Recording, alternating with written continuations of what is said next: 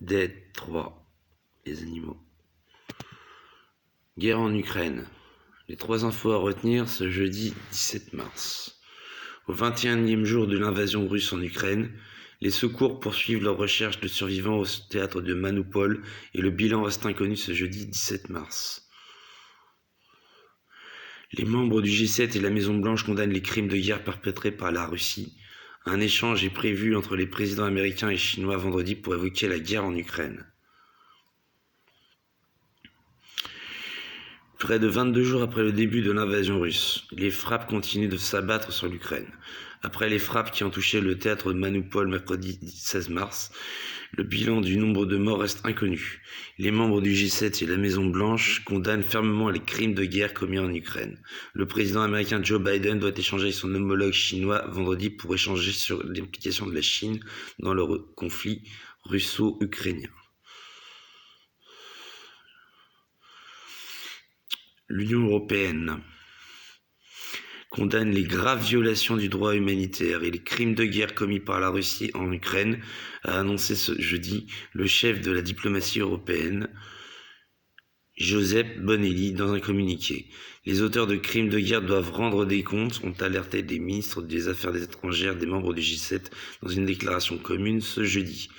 Les États-Unis crient eux aussi aux crimes de guerre.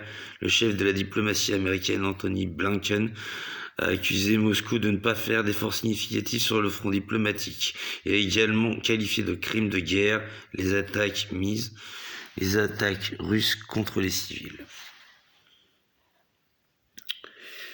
Donc la Russie attaque. La Chine va probablement emboîter le pas de la Russie.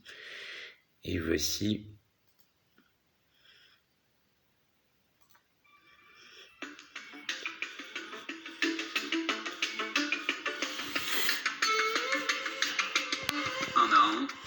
les députés chinois défilent à la tribune pour déposer leur bulletin dans l'urne. À la quasi-unanimité, ils ont ouvert la voie à une possible présidence à vie de Xi Jinping. La limite de 2 mandats de 5 ans va être retirée de la Constitution.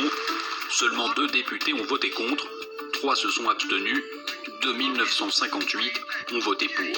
我觉得这个我们应该是坚决拥护的，因为对于我们这个国家的领导层面，从各方面来说的话，它是起着一个非常稳定的这么一个效果或者是基础。 L'amendement fait aussi entrer la pensée Xi Jinping dans la Constitution et inscrit dans la loi le rôle dirigeant du Parti communiste chinois. Cette réforme fait craindre une recrudescence de la répression à l'encontre des opposants. Il pourrait aussi être accusé d'atteinte à la Constitution pour contester simplement la mainmise du Parti communiste chinois sur le pouvoir. La limite de 2 mandats avait été introduite en 1982 par Deng Xiaoping pour éviter un retour au pouvoir sans partage de l'ère Mao.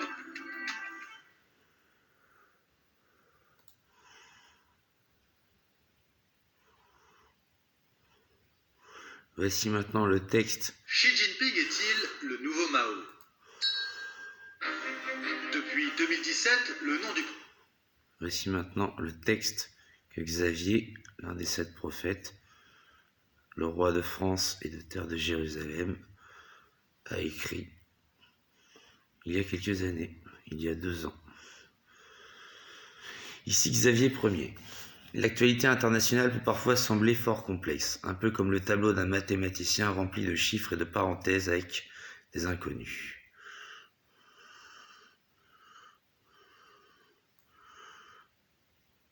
On peut en fait résumer les choses assez simplement.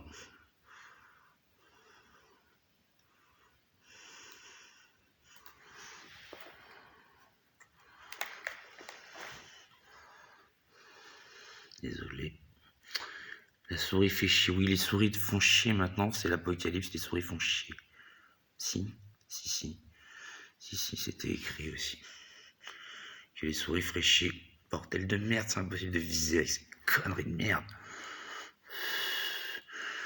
Là, on peut en fait résumer les choses assez simplement. Derrière toute la géopolitique se cache une sorte de jeu d'échecs entre d'un côté la Russie et la Chine, et de l'autre côté les USA et Israël. Les 2 côtés ont des alliés un peu partout. Par exemple, parmi les alliés les plus visibles de l'Amérique et d'Israël, il y a l'Union européenne, où l'OTAN est omniprésent, OTAN dont le général de Gaulle nous avait sorti, expulsant les bases américaines présentes sur le sol français. Également. Malheureusement, Nicolas Sarkozy a remis la France dans cette organisation et même s'il n'est pas allé jusqu'à accepter le retour de bases américaines en France, a par exemple participé à la guerre de Libye en 2011 aux côtés de l'armée américaine. Base des USA également présente en Arabie Saoudite, allié proche des USA dans la région, et ennemi juré de l'Iran, lequel l'Iran, qui ne reconnaît pas Israël et souhaite sa disparition, est un pays allié par l'alliance russo-chinoise et protégé par eux. De même pour Bachar el-Assad, qui, comme son père Hafez el-Assad, à partir de 1970, a passé sa vie à aider le peuple palestinien contre Israël. Bachar el-Assad, après des années de guerre civile, en sort actuellement en position de force. Une action militaire israélienne contre l'Iran a longtemps et à plusieurs reprises, à l'ONU notamment, été évoquée par Benjamin Netanyahou, qui est à la tête du gouvernement israélien depuis maintenant 2009.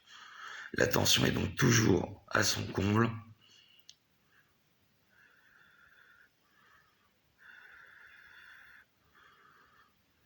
Au Proche-Orient, et la réélection de Netanyahou il y a quelques jours, donc en avril 2019, pousse carrément le journal Le Figaro à poser la question s'il ne va pas, avec le soutien de Trump, embraser la région.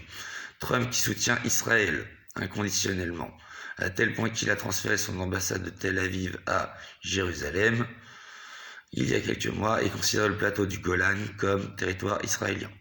Le président américain avait également bombardé la Syrie en avril 2018 sans que cela n'entraîne une guerre directe russo-américaine.